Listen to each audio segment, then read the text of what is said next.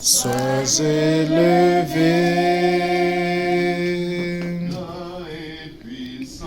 grand et puissant notre Dieu, tu es élevé, tu règnes à jamais.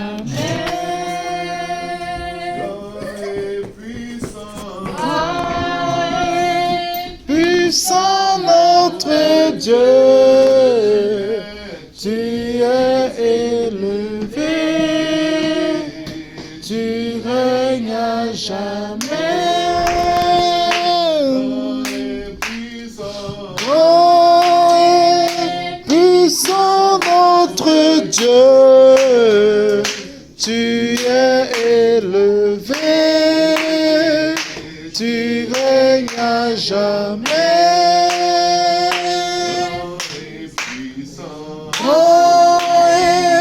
Puissant notre Dieu, tu es élevé, tu règnes à jamais. Alléluia, Alléluia, Alléluia, sois élevé.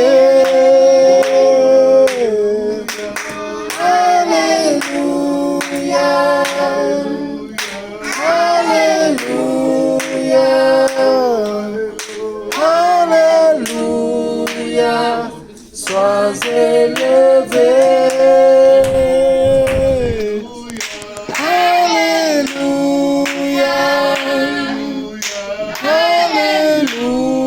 Alléluia. Alléluia. Sois élevé. Alléluia.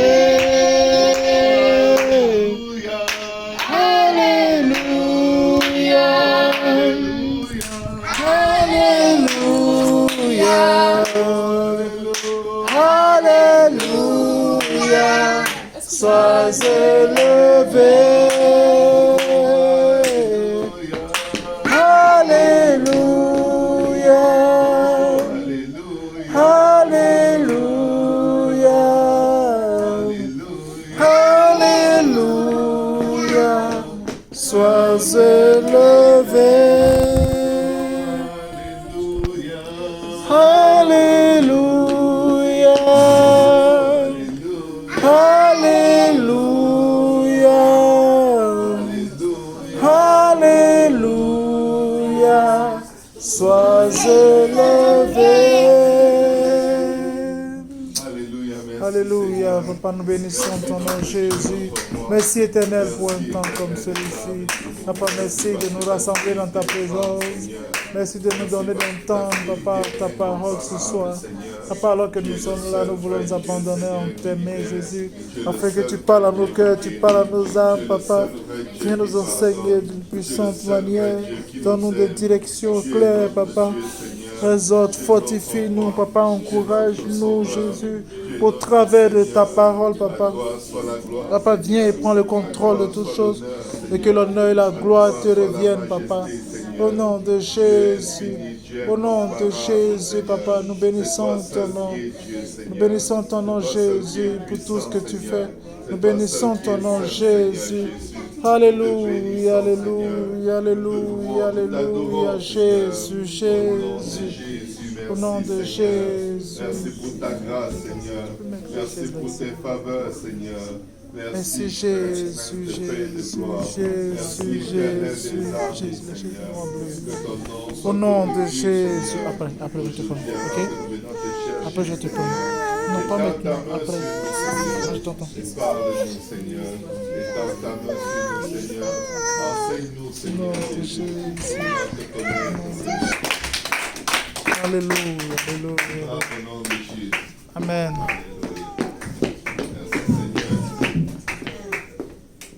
Pardonnez mon accoutrement, comment je dirais, léger aujourd'hui. Je n'ai pas beaucoup eu le temps de me changer, mais la parole de Dieu n'a pas besoin de changer directement. Amen. Alléluia. Donc ça, c'est un rêve qui se réalise. Et déjà, bienvenue à tout le monde. Amen. Bienvenue à Maman Esther, Maman Judith, Maman Alika. Alléluia. Et Papa Boaz. Et, Amen. Toute la famille. Papa Moria. Nous sommes très contents d'être dans la maison du Seigneur. Amen. Et nous bénissons le Seigneur pour chaque personne qui fait un effort pour pouvoir venir dans la maison de Dieu. Amen. Amen. On ne prend pas cela pour acquis. C'est une grâce. Amen. Il y a des gens qui doivent se battre pour venir à l'église. Il y a des gens qui doivent venir à l'église au risque ou au prix de leur vie. Amen. Et je vais vous dire une chose. Dieu honore cela. Amen. Ce n'est pas en vain. Dieu est votre récompense et sa fidélité ne va jamais, jamais, jamais faillir. Amen. Amen. Donc, lundi, nous allons commencer l'introduction à explorant la parole de Dieu. Si vous êtes là et que vous avez apporté vos offrandes, je vais demander à Ruth d'aller chercher le panier des offrandes et elle pourra le faire passer. Amen. Que le Seigneur vous bénisse alors que vous donnez pour l'œuvre ici. Amen. Exclusivement à nous. Amen. Amen. Gloire au nom de Jésus. Gloire au nom de Jésus. Alléluia. Merci Seigneur.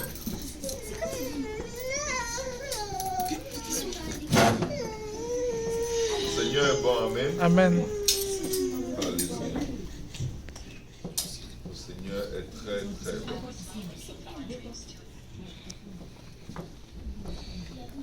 Vas-y, Ruth, passe. Bravo, Ruth. Seigneur, nous te prions, bénis les offrandes. Bénis, Seigneur, ceux qui ont apporté. Bénis ceux qui n'ont pas cette fois-ci et qui apporteront la prochaine fois. Que ton nom soit glorifié, Seigneur. Viens combler, Papa, les besoins de tes fils et de tes filles. Papa, viens combler là où ils ont pris pour donner.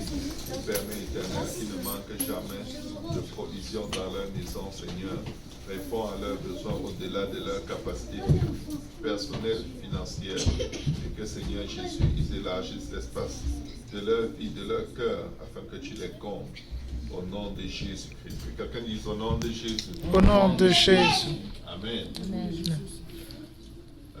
Comme je disais donc un peu plus tôt, nous avons commencé l'étude de la parole de Dieu, explorant la parole de Dieu. Lors de notre dernière réunion ici, c'était lundi. Et aujourd'hui, nous allons continuer. Amen. Amen. Nous allons continuer par la grâce de Dieu à explorer la parole de Dieu. Amen. Nous explorons la parole de Dieu parce que la vie éternelle, c'est que nous le connaissions. Amen. Amen. Nous devons connaître en qui nous avons cru.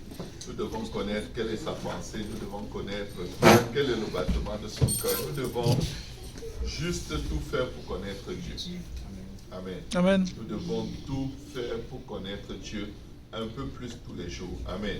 Parce que plus nous le connaissons, plus nous avons la force de vivre pour lui. Amen. Amen. Alléluia. Samedi, je priais avec Pasteur Kaosi et j'ai vraiment besoin de direction pour que l'Église grandisse. Même si on est un certain nombre de personnes assez fidèles, nous voulons atteindre d'autres vies, nous voulons atteindre d'autres âmes, mais cela ne va se faire qu'en commençant par nos propres âmes. Amen. Ça va se faire en commençant par nos propres âmes, en travaillant à notre propre salut avec crainte et tremblement. Amen. Amen. Gloire au nom de Jésus. Donc, Genèse chapitre 1, si quelqu'un peut ouvrir sa Bible.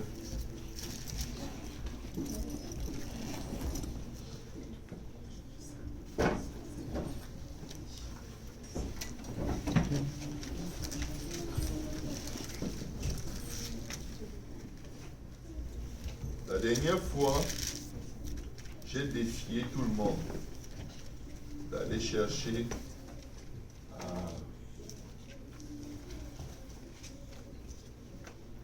d'aller faire quelques recherches au sujet de la capsule que j'ai appelée malédiction ou bénédiction. Amen. Amen. Et j'expliquais par la parole de Dieu combien le désir de Dieu c'est que chacun de ses enfants pas soit indépendant, mais ne dépende pas d'un homme. Dieu ne veut pas que nous soyons indépendants, mais il veut que nous soyons indépendants des hommes. La Bible dit, maudit soit l'homme qui se confie en un homme, ou celui qui se confie en un homme dans les narines desquelles il n'y a qu'un souffle. C'est pour dire que la personne sur laquelle tu t'appuies peut ne pas être là demain. Amen. Juste le fait que nous avons une durée très limitée sur la face de la terre, nous ne pouvons pas nous offrir le luxe de nous appuyer sur l'être humain. Nous devons en tout temps et de tout notre cœur compter sur Dieu. Amen. Amen. Nous devons compter sur Dieu, quels que soient les temps, quelles que soient les circonstances. Amen. Amen. Quand c'est dur, nous comptons sur Dieu. Quand c'est moins dur, nous comptons sur Dieu. Nous devons juste savoir une chose. Notre Dieu n'est pas mort, il est vivant, il est présent et il est prêt à faire des grandes choses dans nos vies. Dans la dernière leçon, nous avons étudié le fondement de la Bible. D'où vient la Bible?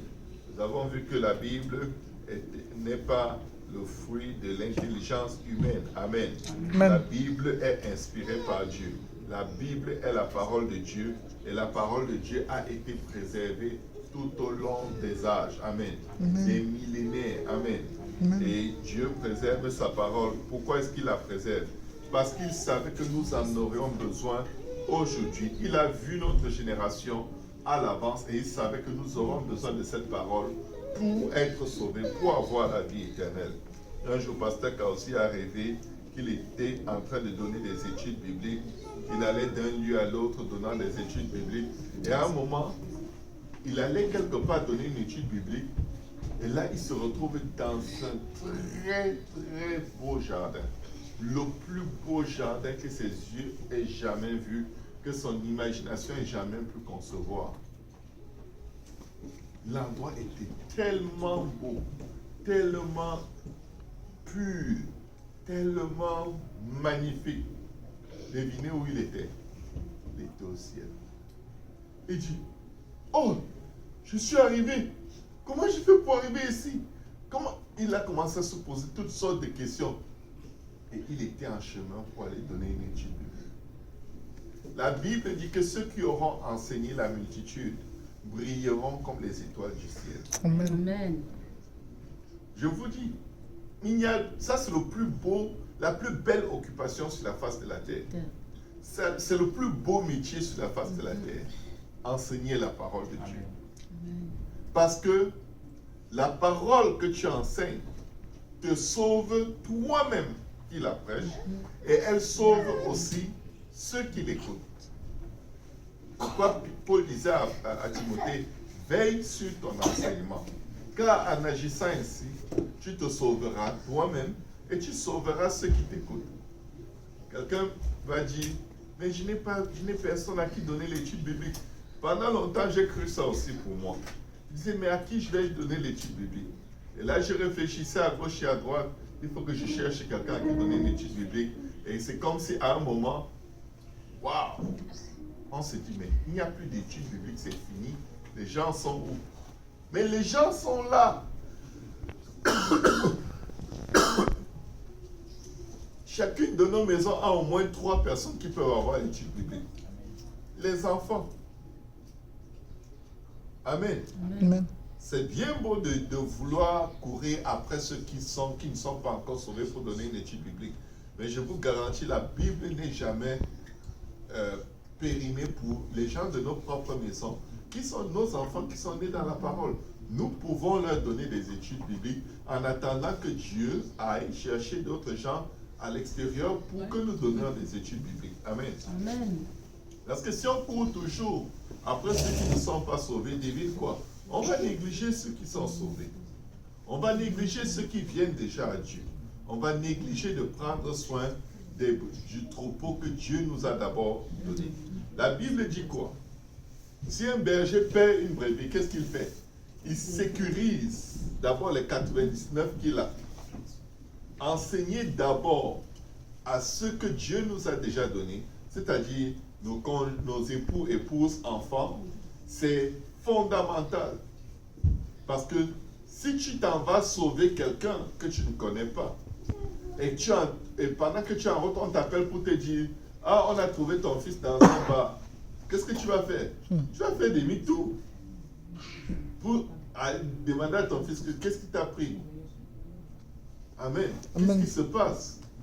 Parle-moi, dis-moi quelque chose. Amen. Amen. Donc, enseigner dans nos propres maisons, c'est d'abord sécuriser les 99. Enseigner à ceux qui sont proches de nous et qui sont disponibles pour passer du temps avec nous, c'est sécuriser les 99. Et je vais vous dire quelque chose d'assez simple. Je sais que ça prolonge un peu mon temps, mais je vais essayer de ne vraiment pas être long aujourd'hui. On va essayer de passer à travers les 7 jours de la création, si possible. Sinon, on va continuer lundi. Mais nous devons nous assurer que cette parole aille quelque part. Nous devons nous assurer que nos enfants ne soient pas juste des chrétiens parce qu'ils viennent à l'église. Amen. Que nous-mêmes, nous ne sommes pas juste des chrétiens parce que nous venons à l'église, mais parce que nous sondons les Écritures. Amen. Parce qu'en elle est la vie éternelle. Amen. Nous devons absolument y mettre notre cœur et notre temps et noyer nos enfants de la parole de Dieu. Vous savez, beaucoup de gens qui ont d'autres religions qui sont totalement à côté. C'est ce qu'ils font. Ils inculquent leurs fausses croyances à leurs enfants. Les bouddhistes inculquent, les musulmans inculquent, les satanistes inculquent la sorcellerie à leurs enfants. Oui, ils apprennent à leurs enfants à faire toutes sortes de sortilèges quand les enfants sont encore petits. Parce que quand nos enfants vont être confrontés dans ce monde, ce n'est que ce qu'on a mis en eux qui va sortir.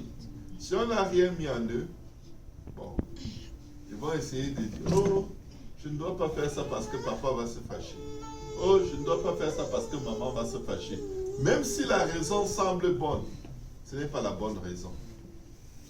Parce que, au-delà du fait qu'il veuille se fâcher, qu'est-ce qu'il y a dans ton cœur avant que tu poses de tels actes? Nous étudions dans la parole de Dieu pour que cette parole soit inscrite dans nos cœurs. Non seulement les nôtres, mais le cœur de nos enfants. Amen. Amen. Nous voulons être sauvés. Nous voulons aller au ciel. Et à partir d'aujourd'hui, nous allons étudier la parole de Dieu. Amen. Amen. Gloire au nom de Jésus. Amen. Genèse. Que quelqu'un m'aide avec Genèse chapitre 1, verset 2 à 5, s'il vous plaît. Genèse 1, 2 à 5. Est-ce que quelqu'un peut le lire? Genèse chapitre 1, verset 2 à 7. Oui. Et la prochaine personne va préparer verset 6 à 8. Et après, une autre personne va faire 9 à 13. La terre était informe et vide. Il y avait des ténèbres à la surface de l'abîme, et l'Esprit de Dieu se mouvait au-dessus des eaux. Au commencement, que quelqu'un dise au commencement. Au commencement. Oui. Au commencement, Dieu créa les cieux et la terre. La terre était informe et vide. Il y avait des ténèbres à la surface de l'abîme, et l'Esprit de Dieu se mouvait au-dessus des eaux. Dieu dit, que la lumière soit, et la lumière fut. Dieu vit que la lumière était bonne, et Dieu sépara la lumière d'avec les ténèbres. Dieu appela la lumière jour, et il appela les ténèbres nuit. Ainsi, il y eut un soir et il y eut un matin. Ce fut le premier jour. Vous voyez le contexte? La Bible dit qu'il y avait les ténèbres sur la surface de l'abîme. Il y avait des ténèbres. La nuit n'a pas été créée au commencement. La nuit était là. On l'appelle nuit juste en contraste au jour. Mais c'était les ténèbres. Mais les ténèbres ne voulaient pas dire que, oh là, le diable est en train de faire rage. Il fait rage à qui? À quoi? Alléluia. Amen. C'était juste l'absence de lumière. Au commencement, il n'y avait pas la lumière. Amen. Amen. La lumière que nous voyons n'était pas là. Et même, regardez ce que la Bible dit. L'Esprit de Dieu se mouvait sur quoi? Sur les eaux. Si quelqu'un te demande, l'eau a été créée quand? Qu'est-ce que tu vas lui dire? Quelqu'un va réfléchir le premier jour. L'eau a été créée quand? Les ténèbres ont été créées quand? Défi. C'était là depuis. Bon, voilà. Philippe. Il faut savoir ces choses. Il faut savoir ces choses. Pour ne pas se laisser impressionner par oh, tu as trouvé que nuit c'est dangereux. Non, ce n'est pas dangereux. Dieu est le maître des temps et des circonstances. Amen. Dieu était là au commencement. Pourquoi la Bible dit quoi? Les ténèbres recouvraient la surface de l'abîme. Et qu'est-ce qui se passait? L'Esprit de Dieu se mouvait sur les eaux. Est-ce que vous savez ce que c'est que se mouvoir? Est-ce que vous avez déjà vu comment l'eau de la mer fait des grosses vagues? Mais les eaux qui existaient, il n'y avait pas de mer. Les eaux étaient posées sur quoi?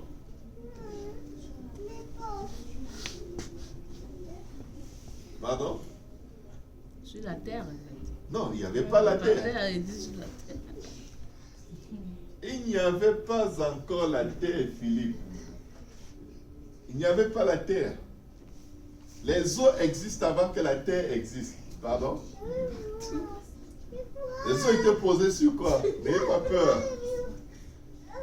Il y a plus d'eau hors du globe terrestre au moment où je vous parle que dans le globe terrestre. Là, c'était posé sur l'eau. Hein? C'était sur l'eau aussi. Pardon? Elles étaient sur l'eau. Qu'est-ce qui était sur l'eau? Les eaux.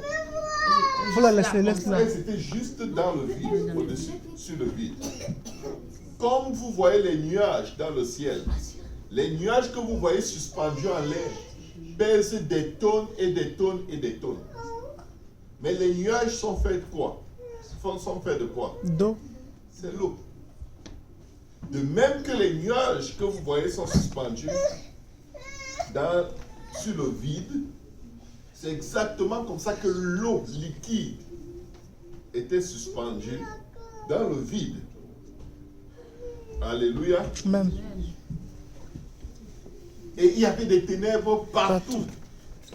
Mais il y avait une quantité d'eau immense. Il y avait plus d'eau que toute l'eau de la mer que nous avons sur la terre. Et qu'est-ce qui se passait? L'Esprit de Dieu se mouvait sur les eaux. Parce qu'il n'y avait pas de vent. C'est le mouvement de l'Esprit qui faisait bouger les eaux. Amen. Amen. Et qu'est-ce que la Bible nous dit encore?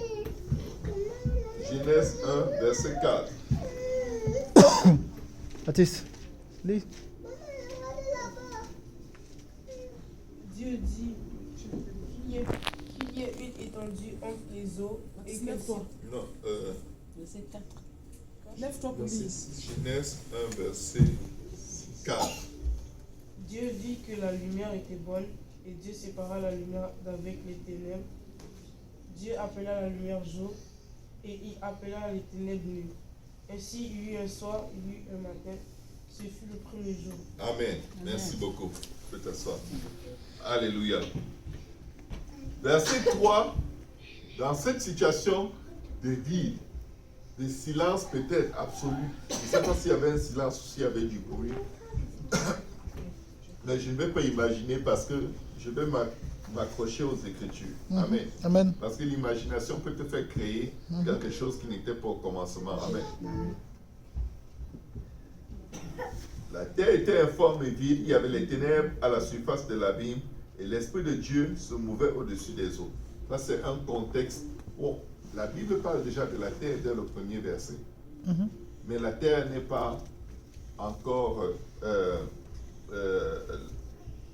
passons le premier verset. Alors, verset 3, je vais revenir là-dessus. Dieu dit que la lumière soit et la lumière fut. Le verset 1 dit que au commencement, Dieu créa les cieux et la terre. Amen. Amen. Verset 3, Dieu dit que la lumière soit et la lumière Fut. Dieu vit que la lumière était bonne et Dieu sépara la lumière d'avec les ténèbres. Dieu appela la lumière jour et il appela les ténèbres nuit. Ainsi il y eut un soir et il y eut un matin, ce fut le premier jour. Pourquoi est-ce que la Bible mentionne le premier jour? Le premier jour mentionne le commencement du temps. Avant ce premier jour où Dieu a séparé la lumière d'avec les ténèbres, il existait, les anges existaient. Mais ils étaient dans la dimension de l'éternité. Quand Dieu crée la terre qui est matérielle, c'est parce qu'il va créer des temps et des circonstances qui vont régir cette chose matérielle qu'il a créée. Amen. Amen. La Bible dit au verset 5, Dieu appela la lumière jour et il appela les ténèbres nuit. Ainsi il y eut un soir, il y eut un matin, ce fut le premier jour. Maintenant, verset 6 dit, Dieu dit qu'il y ait une étendue entre les eaux et qu'elle sépare les eaux d'avec les eaux.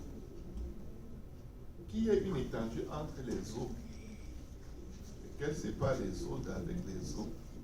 Est-ce que vous avez souvent pris le temps de réfléchir à cela?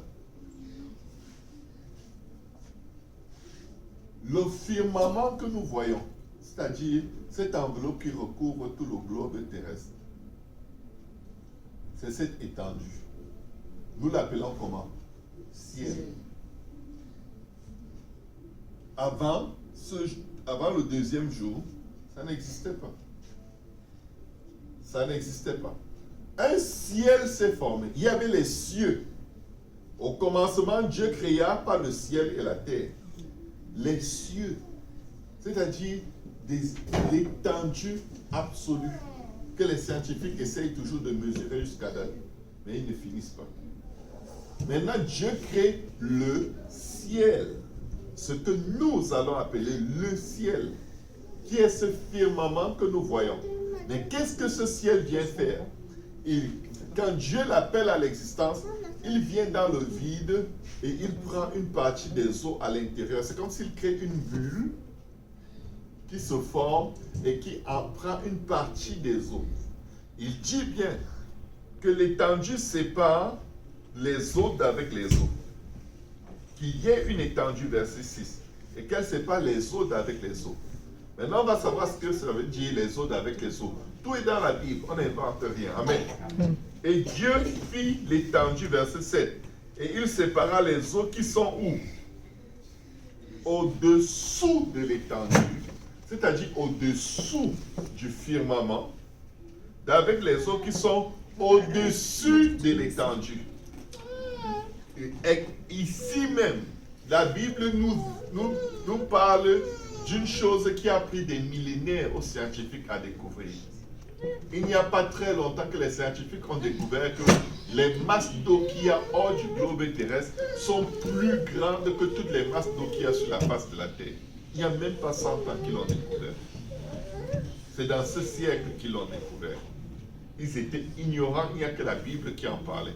La Bible est le livre le plus scientifiquement certain qu'on puisse utiliser dans la Bible. Amen. Amen. La Bible est très scientifique. Ça leur a pris des milliards et des années de recherche pour découvrir quelque chose qui est écrit depuis des milliers d'années qu'ils auraient juste pu lire et partir de là pour faire le reste de leur recherche. Amen. Il sépara les eaux qui sont au-dessous de l'étendue avec les eaux qui sont au-dessus de l'étendue, et cela fut ainsi. Dieu appela l'étendue comment? Ciel.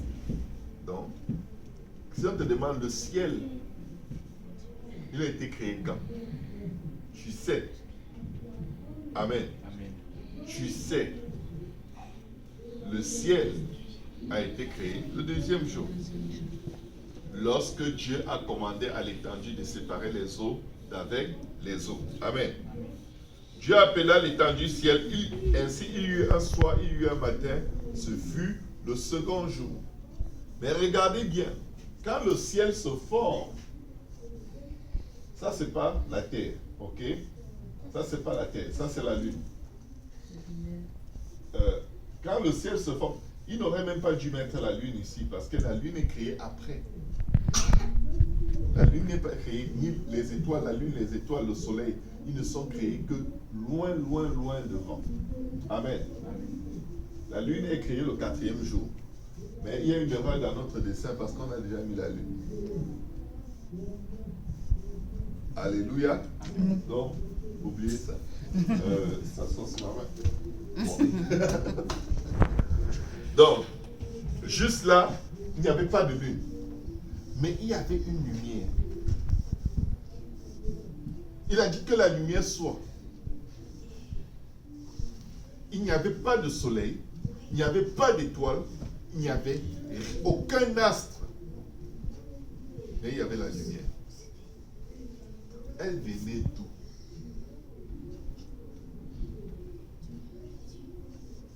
Alléluia. Elle venait d'où?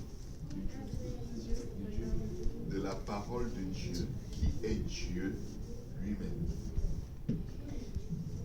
Dieu peut éclairer cette pièce sans qu'il y ait rien.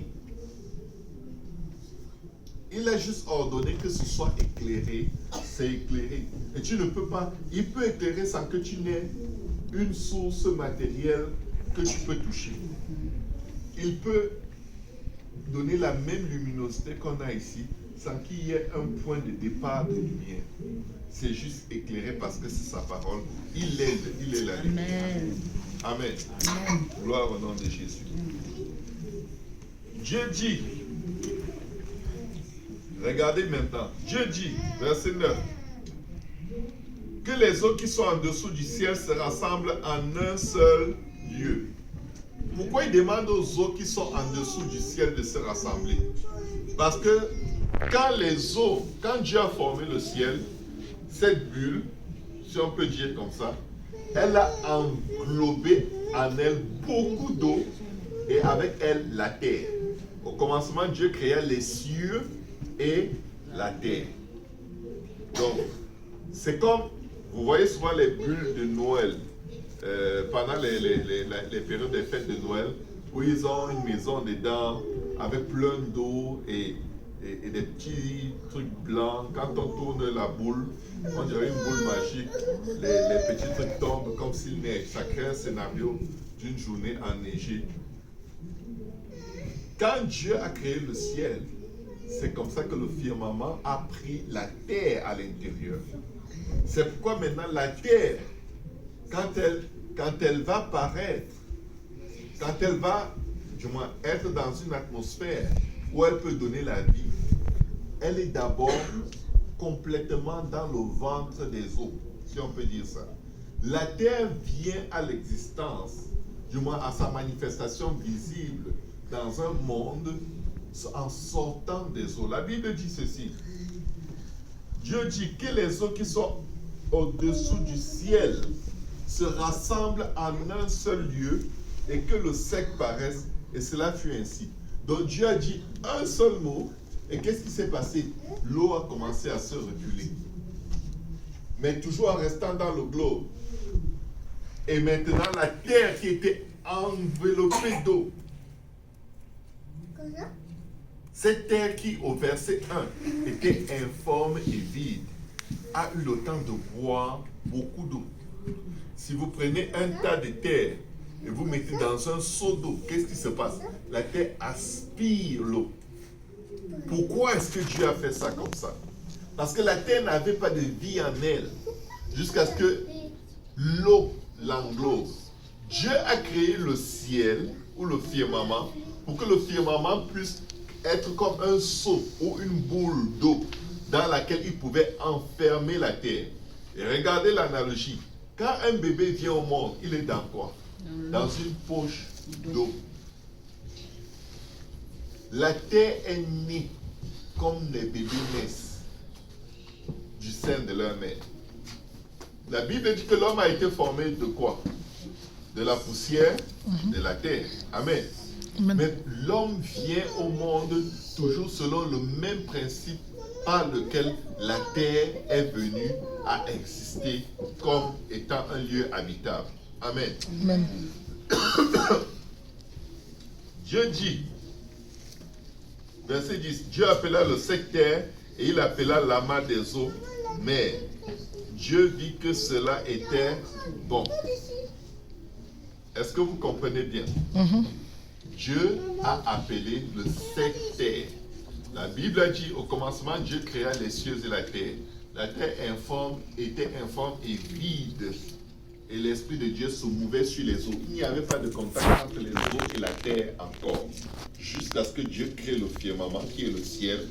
Et ce ciel a eu le temps d'être comme le sein maternel, la poche dans laquelle la terre a pris toutes les substances d'oxygène et de vie dont elle avait besoin pour être capable de faire, d'accomplir sa destinée une fois que l'eau allait se reculer. Amen. Amen. Puis Dieu dit que la terre produise de la verdure. Pourquoi il n'a pas demandé à la terre de produire de la verdure avant que l'eau l'enveloppe? Parce que pour que la terre puisse produire, il faut qu'elle ait de l'eau. L'eau représente quoi? La vie. Pardon? Celui qui croit en moi, Jésus dit quoi? Des fleuves d'eau vive couleront de son sein. Il dit cela parlant de quoi? Le Saint-Esprit. Du Saint-Esprit. La terre pouvait produire parce qu'elle était remplie d'eau. Elle avait été totalement noyée dans l'eau. La Bible dit, soyez remplis, ne vous enivrez pas de vin, mais soyez au contraire remplis de l'Esprit. Nous devons savoir tous les jours de quoi est-ce que nous sommes remplis. Est-ce que nous sommes remplis de nous-mêmes? Est-ce que nous sommes remplis d'émotions? Est-ce que nous sommes remplis de nos propres projets et de nos propres plans? Ou est-ce que nous sommes remplis de l'Esprit de Dieu, qui est l'Esprit de vie qui nous montre le chemin sur lequel nous devons vivre? Chaque jour, nous sommes remplis de quelque chose. On ne peut pas être moitié une chose, moitié une autre. Il y a toujours quelque chose qui nous remplit. Et ce qui te remplit est ce qui va diriger tes actions. C'est ce qui va influencer tes décisions. Ça peut être tes émotions. Dès qu'il y a de l'espace, il y a quelque chose qui va venir combler cet espace. Quelqu'un disait ceci: les pensées, c'est comme un champ. Si tu veux que des bonnes pensées naissent en toi, tu dois planter des bonnes choses dans tes pensées. C'est encore possible. Si nous ne plantons pas des bonnes choses dans nos pensées, des choses que nous ne voulons pas, des choses que Dieu ne veut pas. Amen. Amen. Nos pensées sont comme un champ. La terre était informe et vide, et l'Esprit de Dieu se mouvait sur les eaux. Dieu renferme la terre dans l'eau. Dieu fait sortir la terre des eaux comme le bébé sort du sein maternel. Mais il sort, mais ça ne veut pas dire qu'il est capable de vivre par lui-même. Il a en lui la vie. Il a en lui tout ce qu'il faut pour vivre. Mais il est important que quelqu'un qui naît d'eau et d'esprit écoute la parole qui va l'aider à produire, à porter des fruits. Quand quelqu'un s'éloigne de la maison de Dieu, il s'éloigne de la possibilité que Dieu ordonne des choses dans sa vie et que ces choses paraissent à l'existence. La Bible dit, puis Dieu dit que la terre produise de la verdure. La Bible, le Seigneur dit dans sa parole que il est le cep, nous sommes le sarment. Sans lui, nous ne pouvons rien faire. Mais pour que nous soyons capables de faire quelque chose, il faut que Dieu parle sur nos vies comme il a parlé sur la terre. Dieu ici est en train de nous montrer qu'il faut écouter la parole de Dieu pour savoir quoi faire. C'est pour dire ceci. Si Dieu avait dit à la terre, rien du tout, qu'est-ce qui se serait passé? Oh, la terre aurait produit. La terre aurait produit rien que des mauvaises choses. Parce que le potentiel était déjà dedans. Prenez un petit enfant, vous ne lui donnez aucune éducation, vous le laissez juste là. il grandit, il ne fait que faire des bêtises, des bêtises, des bêtises, des bêtises. Maintenant, prenez-le, éduquez-le, enseignez-le. Enseignez-lui les voies dans lesquelles les voies qu'il doit suivre. Qu'est-ce qui se passe? Il agit en fonction de ce qu'on lui a enseigné. C'est juste pour dire ceci. Si vous avez des attentes dans la vie par rapport à un être humain, que ce soit un adulte ou un enfant, assurez-vous que vous l'ayez d'abord enseigné comment faire ce que vous attendez de lui. Parce que sinon, il ne va pas produire. Et ça va être frustration sur frustration. Oh, c'est si tu es chrétien. Non, être chrétien ne veut rien dire. Tu es né de nouveau. Même là, ce n'est que le début. Pour que quelque chose se passe dans la vie d'un né de nouveau, il faut qu'il y ait une parole. Il a envoyé sa parole et sa parole nous guérit. Amen. Dieu dit que la terre produise de la verdure. Qu'est-ce que la terre produit? De la verdure. Amen. La terre n'avait pas de choix que de faire ce que Dieu demandait qu'elle fasse. La terre a commencé à produire de la verdure. On est dans le 3e jour. Amen. Amen. Les arbres selon les espèces, de l'herbe portant de la semence, des arbres fruitiers, des arbres quoi? Fruitiers. Il tient à ce que ceux qui sont nés de lui portent des fruits. Alléluia. Amen. Selon les espèces et ayant en eux les semences sur la terre. Ça veut dire que non seulement tu portes des fruits, mais il faut que tes fruits que tu portes soient capables de porter d'autres semences qui porteront encore des fruits et des fruits et des fruits. Amen. Amen. La terre produisit de la verdure, de l'herbe portant de la semence selon son espèce, et des arbres donnant du fruit et ayant en eux leur semence selon leur espèce. Dieu dit que cela était bon. Est-ce que vous vous rendez compte que la terre n'avait pas le choix que de faire ce qu'elle a entendu Dieu lui demander de faire? Amen. Vous savez, avec les enfants, il y a une chose qui marche. La répétition. Tu dois toujours lui dire la même chose. Tu dois lui dire la même chose jusqu'à ce qu'il réussisse. C'est pourquoi il y a l'école. L'école, on te répète juste la même chose. Tant que tu ne réussis pas à produire ce résultat, tu restes là. Tu n'avances pas. On dit tu as échoué. Tu as échoué. Heureusement qu'on te pose 1000 choses à la fois. Et quand tu réussis 60%, on dit que bon, tu as passé. On espère qu'avec le temps, tu vas apprendre les 40% que tu n'avais pas compris parce que tu étais trop distrait ou tu n'étais pas concentré. Amen. Mais qu'est-ce qui s'est passé? La terre a produit parce que la terre a entendu la parole de Dieu. Écoutez mes frères, mes sœurs. Si la terre peut écouter la parole de Dieu et produire, écoutez bien, si la terre obéit à Dieu, nous sommes comment? Nous avons été tirés de cette même terre pour vivre pour Dieu. Nous écoutons la parole de Dieu, mais la Bible dit quoi? Nous endurcissons nos cœurs. C'est pourquoi dans la parabole du sémeur, il sème sur plusieurs terres différentes. Amen. Il sème sur plusieurs terres. Nous devons déterminer quel genre de terre nous voulons être, ou alors quel genre de terre nous sommes. Amen. Amen. Il y eut un soir, il y eut un matin, ce fut le 3e jour. Verset 14. Dieu dit qu'il y ait des luminaires dans l'étendue du ciel pour séparer le jour d'avec la nuit. Écoutez bien, il n'y avait pas de luminaire, il n'y avait pas de soleil, il n'y avait pas de lune, il n'y avait pas d'étoiles. Mais Dieu dit qu'il y ait des luminaires dans l'étendue du ciel. Ça veut dire que le ciel n'avait rien. Le ciel était vide. Mais il y avait la lumière. Mais ce n'était pas une lumière qui émanait des étoiles et des astres que Dieu va créer. Dieu dit qu'il y ait des luminaires dans l'étendue du ciel pour séparer, écoutez bien, c'est-à-dire voilà le but pour lequel il les a créés. Pour séparer le jour d'avec la nuit. Que ce soit des signes, voilà encore le but, des signes pour marquer les époques, les jours et les années.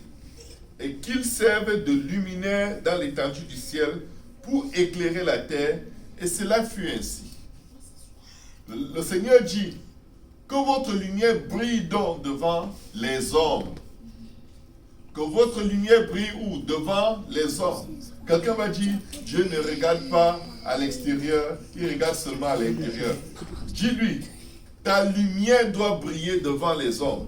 Ton extérieur doit témoigner qu'il y a un Dieu saint à l'intérieur. Amen. Alléluia. Amen. Dieu regarde dedans et dehors. Amen. Il regarde partout. L'homme ne voit que le dehors. Mais le dehors ne peut pas cacher trop longtemps ce qui est dedans. Quelqu'un peut paraître saint, mais dès qu'il ouvre la bouche, tu te dis, oh. Parce que ce qui sort de sa bouche, tu es comme, je ne peux pas croire que quelqu'un qui a l'air si pieux, si sanctifié puisse mentir autant. Ou alors, mal parler autant. Amen.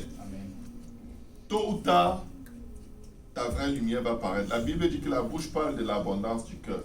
Si quelqu'un te trompe sur son apparence, passe du temps avec la personne. Tu vas finir par savoir ce qui est dedans. Il n'y a pas de filtre là. Le cœur va finir par lâcher ses poupous dehors. Amen.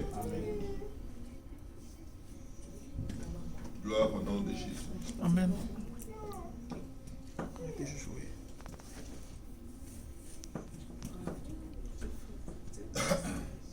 Donc, on est rendu au 4e jour.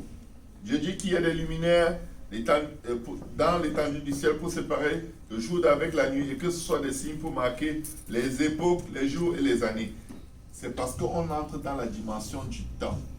Et il faut un système solaire ou luminaire pour marquer les temps, les époques, les jours et les années.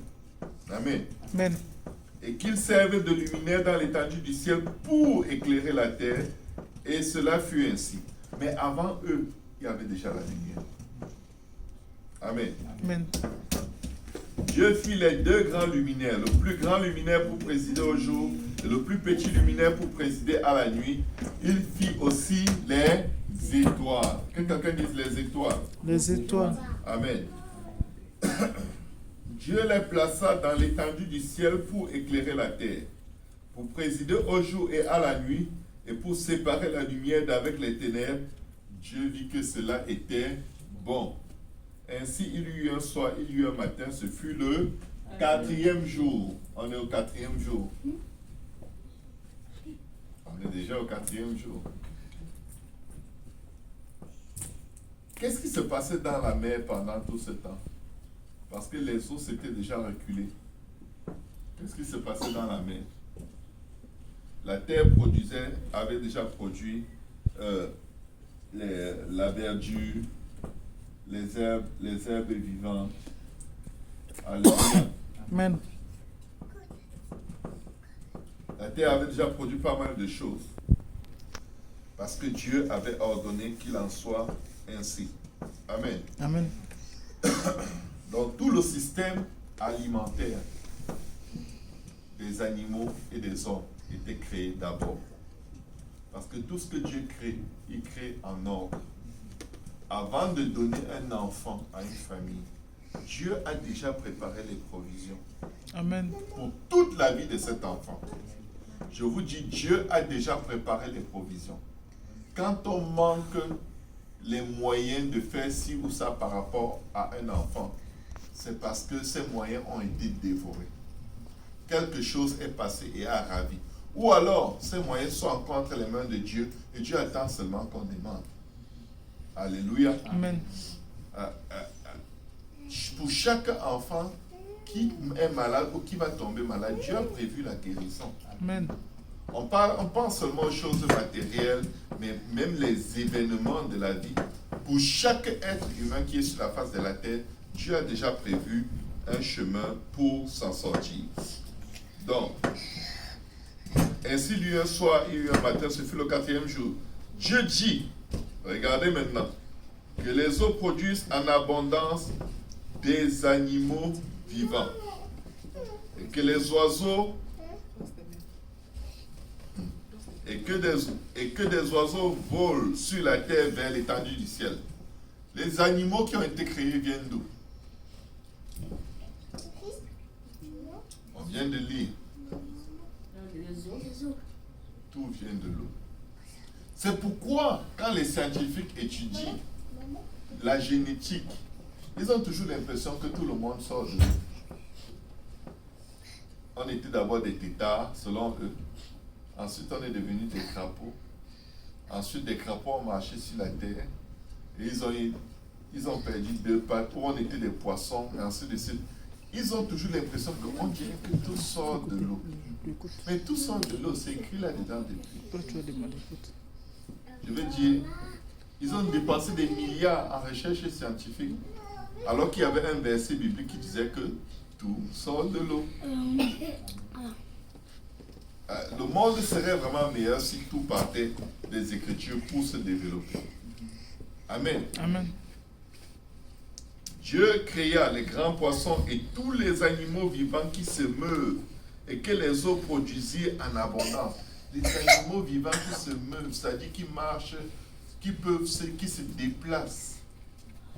Que les eaux produisirent en abondance. Waouh! La Bible ne dit pas que la terre produisait en abondance, mais les eaux ont produit tous les animaux en abondance, selon leur espèce. Il créa aussi tout oiseau ailé selon son espèce. Dieu dit que cela était bon. Les oiseaux venaient d'où? De l'eau. De l'eau. N'oubliez jamais ça, les enfants. Quand ils vont vouloir vous tourner la tête à l'école avec leur science qui disent qu'on était cela. Non, non, non. On est juste, tous les animaux, tous les oiseaux sont sortis de l'eau. Dieu vit que cela était bon. Dieu les bénit en disant, soyez féconds, multipliez et remplissez quoi? La terre. Non, c'est la Bible. Les eaux. Remplissez Les eaux des mers. Les eaux des mers. Remplissez les eaux. Remplissez la terre, c'est pour l'homme. Les cieux sont les cieux de l'Éternel, mais il a donné la terre au Fils de l'homme. Amen. Amen. Il a dit, soyez féconds, multipliez et remplissez les eaux des mers et que les oiseaux multiplient sur la terre. Il est clair quand même que ce n'est pas dans la mer que les animaux et les oiseaux allaient retourner se multiplier. Amen. Je crois que vous n'avez pas encore vu les chiens aller donner naissance dans la mer. Amen. Ainsi, il y eut un soir, il y eut un matin, et ce fut le 5e jour. Dieu dit, regardez, et voici l'endroit où souvent on est choqué, que la terre produise des animaux. Est-ce qu'il y a contradiction? Il n'y a pas contradiction. Parce que la Bible dit, Dieu dit que les eaux, verset 20, que les eaux produisent en abondance des animaux vivants et que des oiseaux volent sur la terre vers l'étendue du ciel. Dieu créa les grands poissons. Maintenant, qu'est-ce qui se passe? La Bible nous parle des poissons, des oiseaux ailés selon leur espèce. La bénédiction que Dieu prononce sur eux. Maintenant, Dieu, au verset 24, Dieu dit que la terre produise des animaux vivants selon leur espèce. Maintenant, il précise le bétail, les reptiles et des animaux terrestres. C'est pour dire qu'il y a des animaux marins et il y a des animaux terrestres. Amen. Amen. Selon leur espèce, et cela fut ainsi. Maintenant, regardez ce qui se passe. Quand on a lu le verset 20, la Bible a parlé des animaux, toute espèce d'animaux. Quand vous regardez le règne marin ou sous-marin, vous réalisez qu'il y a toutes les mêmes ressemblances. Il y a les animaux marins qui s'appellent le lion de mer, l'éléphant de mer, le zèbre de mer, tortue de mer. il y a tout de mer, et sur la face de la terre, tu retrouves tout. Tu trouves même les licornes qui ressemblent à des chevaux. Il y a tout. Il y a des chevaux de mer. Donc, tout l'univers marin, ou tout le monde marin, va être comme recréé sur la face de la terre. De sorte que tu trouves des espèces qui ont des traits de ressemblance. Vous avez déjà vu le poisson zébra? Il ressemble vraiment, il est vraiment dessiné comme le zèbre qu'il y a sur la face de la terre. Le poisson chat. Il a les moustaches du chat. Alléluia. Donc, c'est juste pour que vous ne soyez pas dans la confusion par rapport à ces deux versets. Dieu dit que la terre produise des animaux vivants selon l'espèce du bétail, des reptiles et des animaux terrestres. Le mot terrestre vient fixé sur le milieu où ils vont vivre. Amen. Selon leur espèce, et cela fut ainsi. Dieu fit les animaux de la terre selon leur espèce, le bétail selon son espèce, et tous les reptiles de la terre selon leur espèce. Dieu vit que cela était bon. Puis Dieu dit, faisons l'homme à notre image. Et je vais laisser ça pour la prochaine fois parce que ici, on va creuser. À partir du 6e jour, on va creuser. Pourquoi est-ce que Dieu a attendu le 6e jour avant de créer l'homme? Pourquoi il n'a pas créé le premier jour?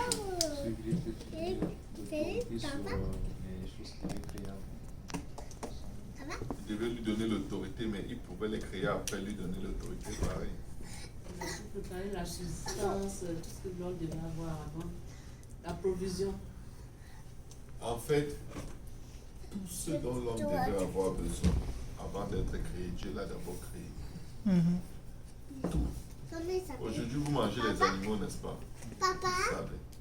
À un moment, vous en avez besoin. Après le déluge, Dieu ordonne de manger la chair. Avant le déluge, personne ne mangeait aucune chair. Même les animaux ne mangeaient aucune chair. C'est pourquoi ils pouvaient cohabiter dans l'arche. Le lion ne regardait pas les autres animaux avec un quelconque appétit.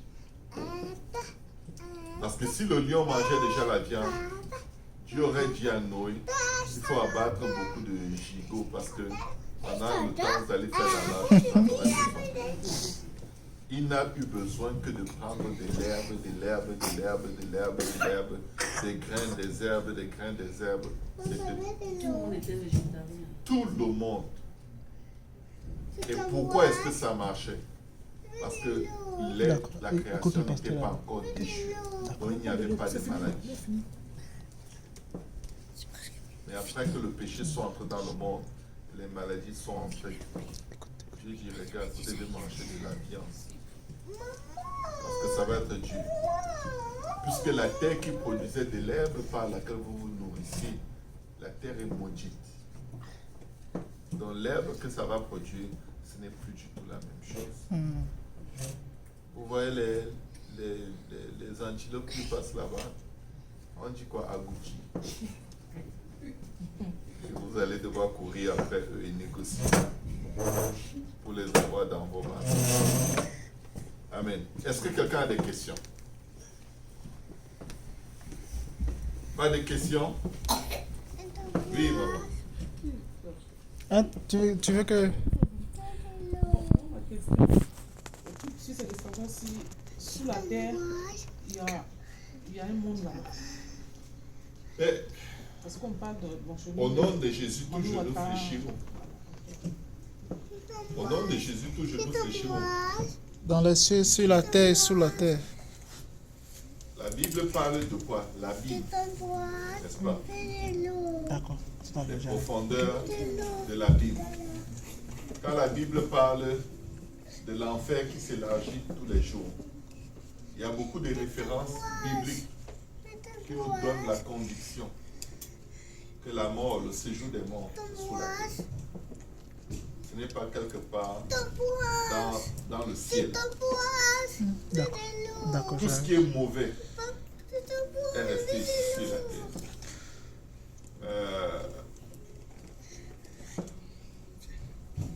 Vous Vous étiez au service dimanche quand on a regardé les cratères. Dimanche soir. Non. Il faudrait que je trouve la vidéo. C'est ça. Je vais vous montrer la vidéo. S'il y a de la vie sur la terre. Le monde des ténèbres, ils ne sont pas au ciel. Satan, c'est le prince des airs parce qu'il est jusqu'à un certain niveau en altitude au-dessus des hommes. Mais son séjour est dans l'abîme sans fin. Il est couché sur un lit de verre. Amen. Je crois qu'il y a un monde sous la terre. Quand la Bible dit que Jésus-Christ est allé en enfer, où il est étant mort selon la chair, il était vivant selon l'esprit par lequel il est aussi allé prêcher aux esprits qui étaient retenus captifs. Quand la Bible dit qu'il a libéré les captifs, et en montant au ciel, il est monté des profondeurs d'eau de la terre. La Bible dit qu'il est allé prêcher aux esprits en prison. Ce n'était pas pour prêcher pour qu'ils se répandent et qu'ils soient sauvés, non. C'était pour leur attester que le Christ est venu. Et ceux qui étaient morts à part la crainte de Dieu, comme Samuel, David, Abraham, ils ont été libérés. C'est ce jour-là qu'ils ont été libérés de la captivité de la mort. Parce que la mort pouvait retenir tout homme à cause de la nature pécheresse. Mais comme ils ont été justifiés par la foi d'Abraham, ils ont été libérés de la mort. Mais ce n'est pas un lieu qui est seulement spirituel, c'est un lieu physique. Je le crois. Je peux vous le prouver dans les Écritures. Quand, lors de la rébellion dans le désert, Amen, il y a, je ne sais pas si c'est les fils de Corée, il y a Corée qui s'est rébellé. Abiram. Voilà, contre Moïse. Qu'est-ce qui s'est passé? La terre s'est ouverte. La terre s'est ouverte. Il a dit, si vous mourrez comme un homme meurt normalement, que Dieu ne m'a pas appelé. À peine il avait parlé, la terre s'est ouverte, elle les a amenés vivants en enfer. C'est pas que la terre s'est ouverte et c'est juste ouvert sur eux. Ils sont allés tout droit en enfer. Et on en parle encore dans les psaumes. David en parle dans les psaumes. De génération en génération, cette histoire a marqué l'humanité. Amen. Il y a un autre monde là-bas, mais c'est un monde qui n'est pas amusant. C'est un monde qui n'est pas amusant. Pendant que nous marchons, nous allons pécher, nous allons commettre des iniquités à gauche et à droite.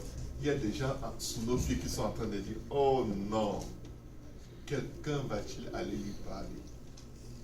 Pendant qu'on se promène pour faire le mal, il y a des gens en enfer en train de dire, arrête, tu vas venir ici. L'homme riche se retrouve en enfer. Il demande à Abraham, s'il te plaît, envoie, j'ai 5 frères, envoie Lazare leur dire que c'est réel. Alléluia. Je crois qu'il y a l'enfer sur la terre, le séjour des morts est sur la terre. Et on aura le temps de couvrir cela. Il y a un monde spirituel sur cette terre. La Bible dit que l'enfer s'élargit tous les jours. Et l'enfer, au-delà d'être une réalité spirituelle, c'est une réalité naturelle. C'est une réalité naturelle. Et beaucoup de passages dans la Bible nous le démontrent. Et on aura le temps de ressortir toutes les réalités de l'enfer. Amen. Gloire au nom de Jésus. Une autre question?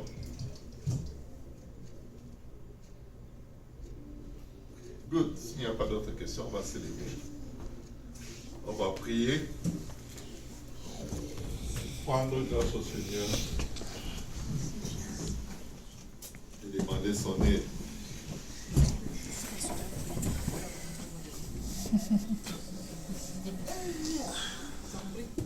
Car il est bon.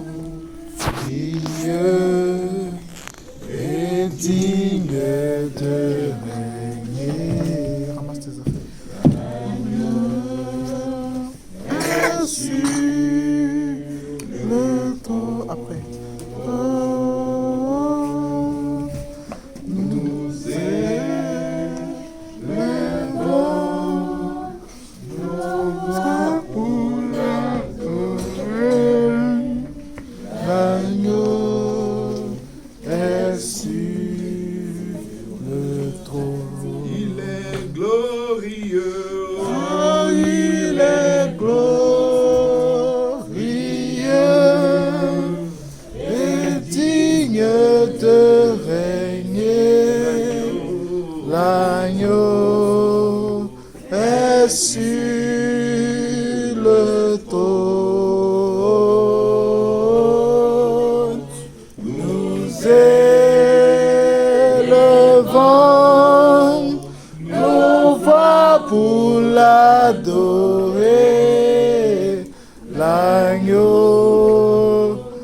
est sur le trône. Il est glorieux. Car il est glorieux et digne de régner. L'agneau est sur le trône. Nous élevons nos voix pour l'adorer. L'agneau est sur le trône. Éternel, nous te disons Papa, nous bénissons ton nom Jésus. Merci Seigneur pour la vie que tu nous donnes. Merci pour ta parole qui est la source de vie. Merci Papa pour ta parole qui nous guérit Jésus. Papa, nous bénissons ton nom pour ces révélations, ta parole qui nous éclaire. Papa, nous voulons bénir ton nom, Papa, pour ta parole qui nous donne la force, qui nous conduit. Tu veux nous assurer une relation avec toi, Seigneur. Seigneur Papa, nous bénissons ton nom pour ta parole. Merci éternel pour ta parole, Papa. Merci pour ton serviteur que tu utilises puissamment pour parler dans nos vies, Papa. Alors que nous écoutons ta parole, qu'elle puisse nous apporter la vie, qu'elle puisse nous apporter la guérison, qu'elle puisse nous apporter la restauration, qu'elle puisse nous transformer, qu'elle puisse nous fortifier, qu'elle puisse, oh éternel, nous donner la paix, Jésus. Afin que ta parole puisse nous transformer. Papa, que toute la gloire te revienne alors que nous l'entendons, Papa. Que ta parole éternelle, chaque jour où nous nous rassemblons, Papa, puisse être un remarque pour nous au nom de Jésus. Une révélation qui nous donne la force de tenir.